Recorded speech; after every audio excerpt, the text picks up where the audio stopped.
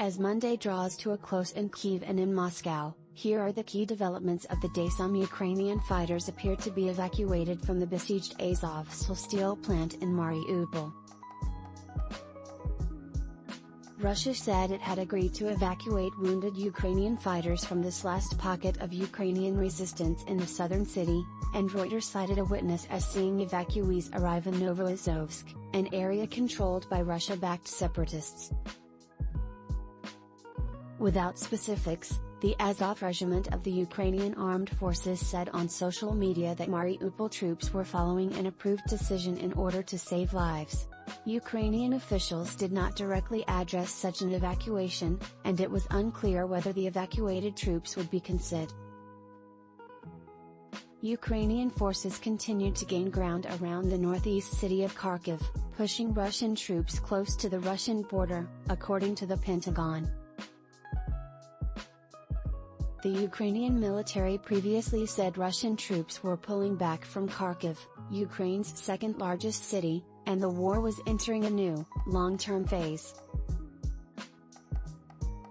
NATO's Secretary-General said Russia was not achieving its strategic objectives and Ukraine could win the war. Intense fighting continued in the southern and eastern regions.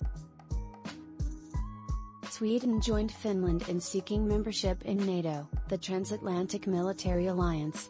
The move changes decades of Finnish policy of neutrality and upends more than 2 centuries of Swedish policy.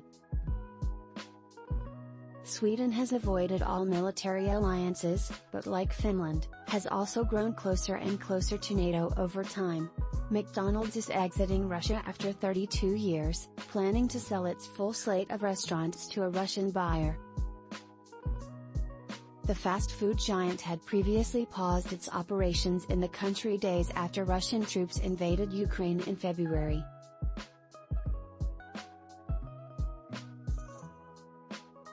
Now, McDonald's will start arching its Russian restaurants, stripping them of its trademark signs, menus and branding to prepare for a sale.